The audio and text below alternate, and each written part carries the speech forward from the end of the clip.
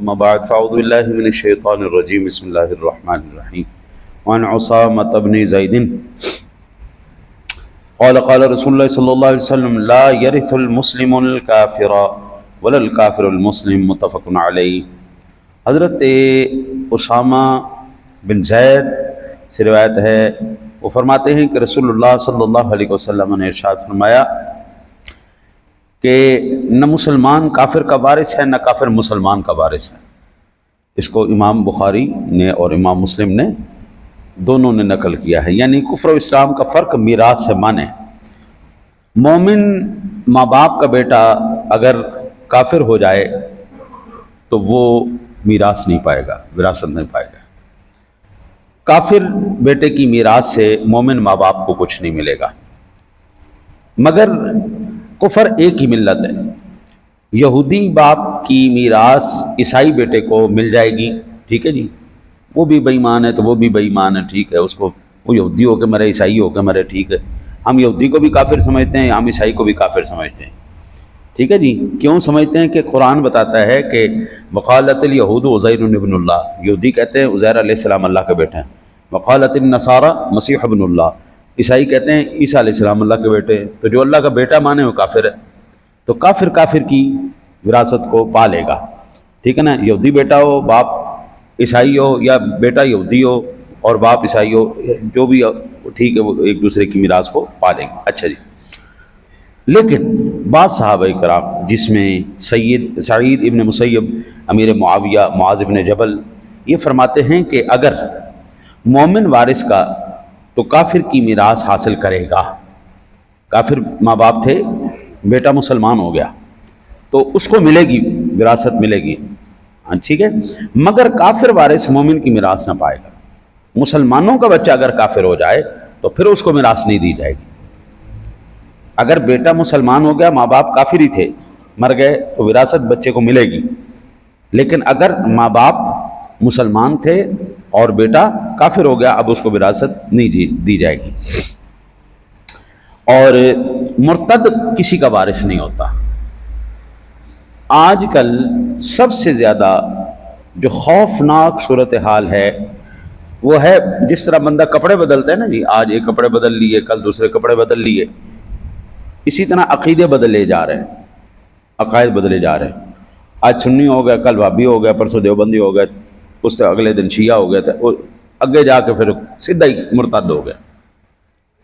یہ کلبازیاں کھاتے ہیں۔ یہ جو سب سے بڑا فتنہ ہے اس ٹائم پاکستان کے اندر کھڑا ہوا ہے، ہاں جی، وہ جلمی کا، ٹھیک ہے نا جی، جلمی کا مرزا، وہ پہلے سنی تھا، پہلے سنی رہا ہے۔ جتنے بھی بد عقیدہ لوگ ہوئے ہیں پہلے سنی تھے، ان کو تسلی نہیں ہوئی، اندر کوئی چینجنگ نہیں آ رہی، کوئی تبدیلی نہیں آ رہی ہے، تبدیلی آنی چاہیے۔ قرآن بھی 1400 سال سے وہی ہے، ماں باپ بھی پیدا ہونے سے لے کے اب تک وہی ہیں۔ بیوقوف لوگوں، یہ مستقل مزاجی اسلام کا مزاج ہے۔ 14 صدیوں سے نہ قرآن بدلا ہے نہ نبی کا فرمان بدلا ہے۔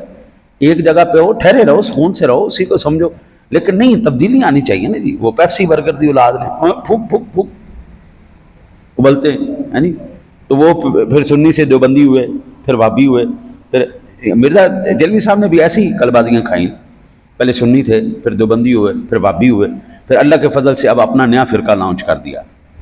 اب نہ وہ سنی ہے نہ کوئی اور ہے، نہ کوئی، اپنا نیا فرقہ اس نے لانچ کیا ہوا ہے اور دمادم مست کلندر کیا ہوا ہے۔ کوئی عالم آتا ہے تو کنیاں لا کے بہ جاندے ہیں بھج، ہیں جی، تو کوئی چیلنج کر دیتے ہیں، کہتے ہیں نہیں نہیں نہیں ہم نہیں کریں گے، پہلے تم یہ جواب جی۔ سنی یہ جواب دیں، چشتی رسول اللہ انہوں نے کلمہ پڑھا ہے، لاکھ لعنت ہے بھی کہنے والے دے اوتے بھی۔ کس عالم نے آج تک چشتی رسول اللہ پڑھایا؟ جھوٹ، سراسر جھوٹ۔ اور کتابوں میں لکھا ہوا ہے، کتابوں میں بڑا کچھ لکھا ہوا ہے، گند لکھا ہوا ہے، ہم اس کو اب تسلیم کر لیں؟ پاگل ہے، دماغ ہمارا نہیں کام کرتا کہ ہم جناب اس کو، ہم کلمہ پڑھنے والے ہیں رسول اللہ کا صلی اللہ علیہ وسلم۔ پتہ نہیں کس چبل نے، کسی یہودی نے، کسی عیسائی نے کتاب کے اندر کوئی اضافہ کر دیا، ہاں جی، کسی بے ایمان نے کتاب کے اندر اضافہ کر کے اس نے لکھ دیا، اور پھر جو ہے وہ اس کو ہمارا بنیادی عقیدہ بنا۔ بیوقوف لوگ ہیں، دماغ خراب ہو گئے ان لوگوں۔ بھئی اے قرآن پہ، اے حدیث پہ لکھا مسلمان نے، علماء نے، اور روزانہ بیان کر دیں۔ کون سا عالم ہے جو کہتا ہے ہمارا چشتی رسول اللہ بنیادی عقیدہ ہے؟ ہمارا عقیدہ ہی نہیں، جو یہ عقیدہ مانے وہ کافر ہے۔ دو ٹوک بات ہے بھائی، کلمہ صرف محمد الرسول اللہ بس، اور کوئی کلمہ نہیں، باقی جو لکھا ہے جھوٹ لکھا ہوا ہے، نہیں مانتا ہم اس کو۔ ہمارے اوپر ہمیں زبردستی کوئی چرسی بنگی وہ پی کر لی نعرے مارے تھے، آخر یہ سنی ہے بیوقوف آدمی۔ علماء سے پوچھو، ہم اس کو سنی مانتے؟ ایک بنگی نو، ایک چرسی نو، ایک ملنگ نو، جنہوں اپنی ہوش نہیں، جنہوں پاکی پلیتے دینا پتہ نہیں، ان کو سنیوں کے کھاتے میں ڈال دیا۔ اللہ تعالیٰ ماں، یہ مرتد لوگ ہیں، یہ بنگی چرسی یہ سارے مرتد لوگ ہیں۔ اب ایک ڈھول کے اوپر وہ دھمانے کری جا رہے، ہاں جی، تو وہ یہ سنی ہو گئے۔ علماء سے تو پوچھو سنیت کیا ہے، عقائد اہل سنت کیا ہیں؟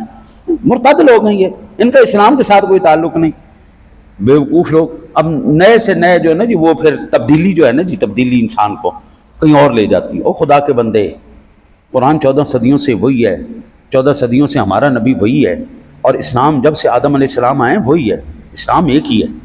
آپ اسلام کا مزاج سمجھیں، آپ مسلمانوں کا مزاج سمجھیں، آپ قرآن کی تعلیم کو سمجھیں۔ یہ نہیں کہ جناب جندہ دل کیتا جناب ایمان بنا لیا اور مسئلہ بنا دیا، اور پھر دنیا کو پاگل۔ اور پھر ہمارے مسلمان بھی بچے سادے ہوتے ہیں نا، سادے، جلدی سے ان کے اس میں آ جاتے ہیں، بہکاوے میں آ جاتے ہیں، بالکل جلدی سے ان کے بہکاوے۔ کوئی اللہ کے نیک بندے ایسا نہیں ہوتا۔ آپ جب بھی کبھی آپ کو پریشانی ہو، آپ علماء سے رابطہ کریں، اور پھر ایسے مرتد اپنے ماں باپ کی وراثت نہیں پائیں گے۔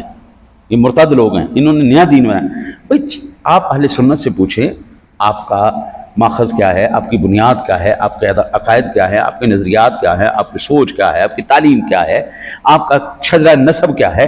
ہم آپ کو بتائیں گے۔ ہمارے سے لے کے جناب رسالت مآب صلی اللہ علیہ وسلم تک 14 صدیاں ہیں ہمارے پیچھے، 14 صدیوں کے محدث ہیں ہمارے پیچھے، 14 صدیوں کے مفکر مفسر علماء ہیں ہمارے پیچھے۔